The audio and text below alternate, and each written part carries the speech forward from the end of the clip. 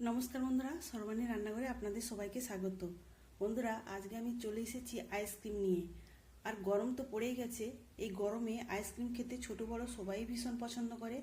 আর আজকে আমি আপনাদের সঙ্গে শেয়ার করব দারুণ টেস্টি এবং হেলদি আইসক্রিম তৈরির রেসিপি। আশা করি বন্ধুরা, আজকের এই আইসক্রিম তৈরির রেসিপি আপনাদের সবারই ভীষণ ভালো লাগবে। তাহলে চলুন বন্ধুরা, রেসিপিতে যাওয়া যাক। বন্ধুরা, আপনাদের কাছে একটাই অনুরোধ, ভিডিওটা প্রথম থেকে শেষ পর্যন্ত দেখতে থাকবেন।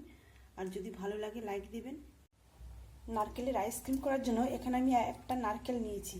এখন এই নারকেলের যে এখানে তিনটে চোখের মতো রয়েছে, এখান থেকে আমি ছিদ্র করে নেব।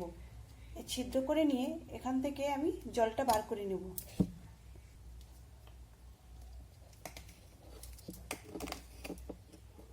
দেখুন বন্ধুরা, এইভাবে আমি ছিদ্রটা করে নিয়েছি। এখন একটা বাটিতে আমি জলটা বার করে নেব। এখানে দেখুন বন্ধুরা, অনেকটাই জল বের হয়েছে। এই জলটা এখন একপাশে সরিয়ে রাখবো। এখন এবার এই নারকেলটাকে ভেঙে নেব। এখানে আমি নারকেলটা একটা কাটারি দিয়ে ফাটিয়ে নিয়েছি।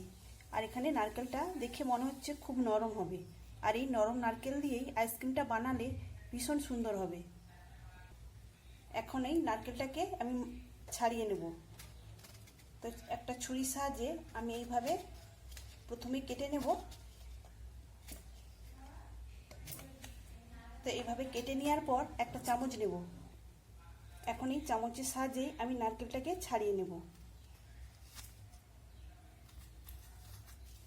যেহেতু নরম নারকেল, তাই এই চামচ দিয়ে ছাড়াতে কোনো রকমের অসুবিধা হবে না। আমি এইভাবে নারকেলটা ছাড়িয়ে নিচ্ছি, আপনারা আপনাদের মতো করে নারকেলটা ছাড়িয়ে নেবেন।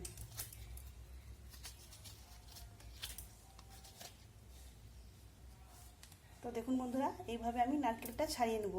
আর যে এই পেছনের দিকে যে ব্রাউন অংশ থাকে সেইটা আর উঠছে না, যেহেতু নরম নারকেল রয়েছে। আপনারা যদি পাকা নারকেল নেন তাহলে কিন্তু এই পেছনের ব্রাউন অংশটা কেটে নেবেন। এভাবে আমি সম্পূর্ণ নারকেলটা ছাড়িয়ে নেব।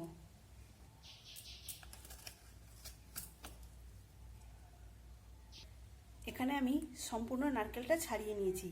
আর কিছু কিছু ব্রাউন অংশ রয়েছে, এটাকে আমি ছাড়িয়ে বাদ দিয়ে দেব।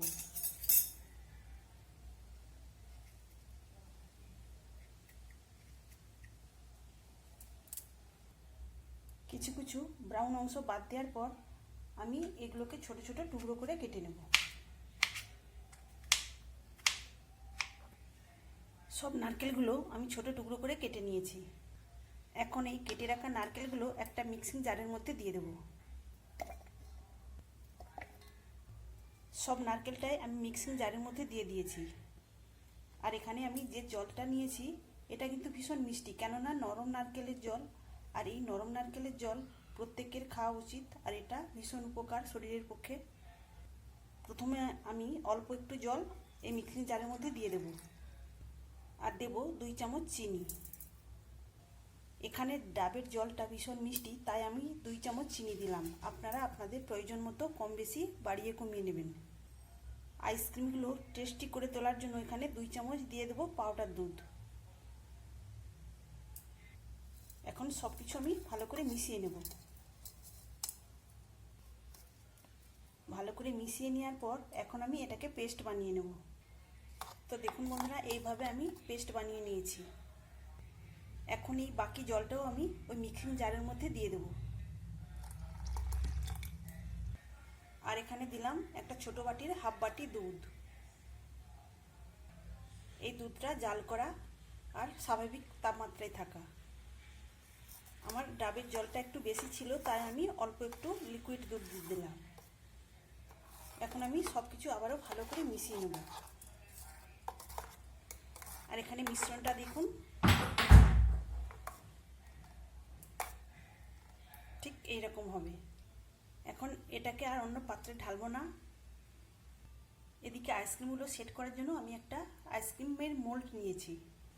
যেসব বন্ধুর আইসক্রিমের মোল্ড নেই, এইরকম চায়ের কাপও নিতে পারেন। এখন এই মিশ্রণটা আবারও একবার ভালো করে গুলিয়ে নেব। গুলিয়ে নেওয়ার পর এবার এই মোল্ডের মধ্যে ঢেলে দেব। বন্ধুরা, আজকের এই আইসক্রিম তৈরি রেসিপি আপনাদের ভালো লাগলে অবশ্যই একটা লাইক দেবেন। সেই সঙ্গে যদি নতুন বন্ধুরা এসে থাকেন অবশ্যই আমার চ্যানেলটিকে সাবস্ক্রাইব করে আমার পাশে থাকবেন।